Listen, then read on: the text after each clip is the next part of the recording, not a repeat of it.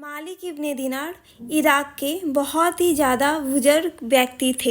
एक समय की बात है, एक बड़ी महफिल में वो अपनी स्पीच देने के लिए खड़े ही हुए थे कि ऑडियंस में से एक औरत बोली कि आपका बात रखिए और मुझे एक प्रश्न का उत्तर दीजिए।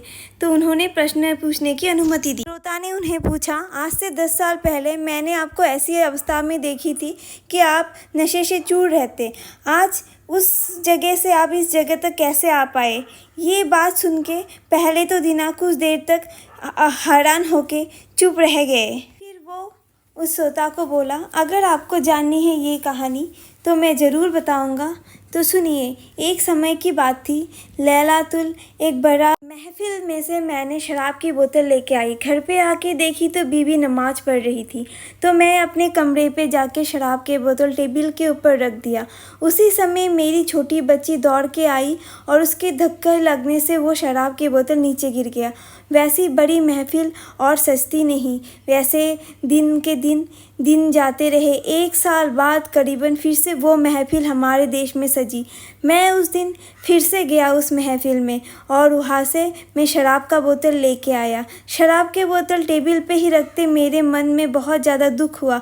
इतना दुख हुआ कि मैं शराब का बोतल लेके खिड़की से उसे फेंक दिया और चुपचाप जाके सो गई। दुख होने के कारण आज बहुत महीने हो गए मेरी बेटी नहीं रही। इसलिए फिर मैं अचानक सोते सोते सपना देख रहा था कि मेरे पीछे एक बड़ा सा सांप दौड़ रहा है। तब मैं बचाने के लिए एक बूढ़े इंसान के पास गया और बूढ़े इंसान ने कहा, मैं बहुत कमज़ोर हूँ, मैं तुम्हें बचा नहीं सकता, तुम दाहिने तरफ दौड़ जाओ। दाहिने तरफ देखा तो वहाँ पे आग जल रही थी और पीछे से सांप आ रही थी। फिर मैं जाते जाते ऐसी जगह चली गई, यहाँ पे बहुत सारे बच्चे खेल रहे थे और सांप अभी तक पीछे आ रहे थे और एक चौकीदार खड़ा था। चौकीदार बच्चों को बोला कि इस व्यक्ति को बचाओ, इसके पीछे शायद सांप है।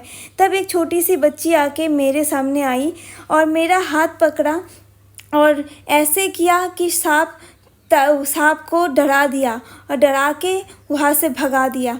फिर मैंने इस बच्ची को पूछ बैठी, बच्चा तुम कौन हो? तुम तो मेरी बेटी जैसी देखने में हो। तब इसने बोली, हाँ अब्बू, मैं आपकी बेटी। मैंने पूछा कि ये सांप मेरे पीछे क्यों आ रहा था? फिर बेटी ने बतलाई कि मैंने अच्छे कामों से ज़्यादा बुरे काम किए हैं। ये मेरे बुरे काम ही थे जो मेरे पीछे पीछे ऐसे यहाँ तक आ गया, जो मुझे जहन्नम में ले जाने के लिए ट्राई कर रहा था। पर मेरे अच्छे काम थे वो बूढ़ा व्यक्ति। मैंने इतने ही कम अपने अच्छा काम की है कि वो बहुत ज़्यादा कमज़ोर हो गया, इसीलिए ना बचा पाया।